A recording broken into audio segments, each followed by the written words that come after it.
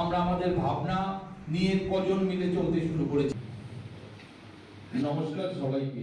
জন্য এই কনভেনশনে শুধু তাই নয় আমাদের, এবং সেই উদ্দেশ্যটাকে আমরা কোথায় নিয়ে যাব।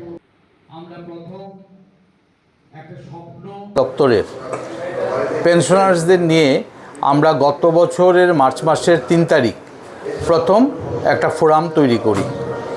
যে ফোরাম আমাদের যারা অবসরপ্রাপ্ত কর্মচারীরা আছেন, যারা বিগত 15-20 বছর আগে থেকেই অবসরে চলে গেছেন, তাদের সবার সঙ্গে যোগাযোগ করা, তাদের শারীরিক এবং মানসিকভাবে বিভিন্ন কাজে সাহায্য করা, তাদের কাছে পৌঁছানো এবং একটা সৌহার্দ্যমূলক অবস্থান থেকে একটা সামাজিক সংগঠন হিসেবে আমরা আমাদের কাজ শুরু করি।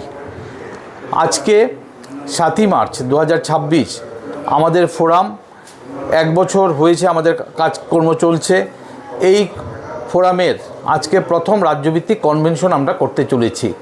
এই কনভেনশন আগামী দিন সংগঠন পরিচালনার ক্ষেত্রে যে কমিটি তৈরি করা এবং একটা সাংগঠনিক শৃঙ্খলার মধ্য দিয়ে আমাদের যে কাজটা, ফোরামের যে কাজ, যে লক্ষ্যটা হচ্ছে যে যারা অবসরপ্রাপ্ত কর্মচারীরা আছেন তাদের বিভিন্ন রকমের মানসিক এবং শারীরিকভাবে সাহায্য করা, তাদের পাশে দাঁড়ানো। আজকের দিনে সবচেয়ে যে জটিলতম যে বিষয়টা, যে একান্নবর্তী পরিবারগুলো ভাঙছে এবং এই একান্নবর্তী পরিবার ভাঙার ফলে যে নিরীহ এককভাবে বা দুজন মিলে সংসারগুলি, বাড়িগুলি আছে, আমাদের অভিজ্ঞতায় দেখা গেছে আমরা এমন লোককেও পেয়েছি যিনি বিছানায় পড়ে গেছেন, দেখার মতো কেউ নেই। আমরা ফোরামের পক্ষ থেকে তাদের কাছে পৌঁছে যাওয়া, হাসপাতালে তাদের কাছে পাশে দাঁড়ানো, চিকিৎসার ব্যাপারে সাহায্য করা, এই কাজগুলি আমরা করতে শুরু করেছি। আমরা 1 বছর মাত্র হয়েছে, আমরা খুব ধীরে ধীরেই আমাদের কাজটা এগিয়ে নিয়ে যাচ্ছি। আজকের এই ফোরামে যখন মিটিং চলছে, আজকে এখানে উপস্থিত আছেন এমন একজন সিনিয়র দাদা আমাদের, যিনি অ্যালজাইমার রোগের কারণে সব কিছু ভুলে গেছেন।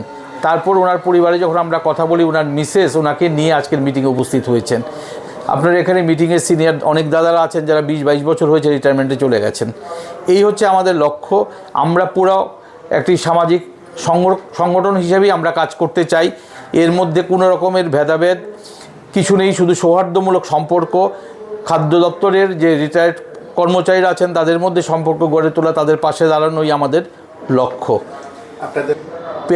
আমরা একটা বিষয়ে আমাদের ফোরাম সিদ্ধান্ত নিয়েছিল যে দেখা গেছে যে পেনশনার্সদের আলাদা অর্গানাইজেশন আছে, সংগঠন আছে, যে সংগঠন আমাদের বিভিন্ন দাবি দাওয়া নিয়ে, পেনশনার্সদের দাবি দাওয়া নিয়ে লড়াই করছে। দীর্ঘদিন পুরনো সংগঠন, সমস্ত রকমের কর্মচারী শিক্ষকদের দাবি নিয়েই তারা লড়াই করছে।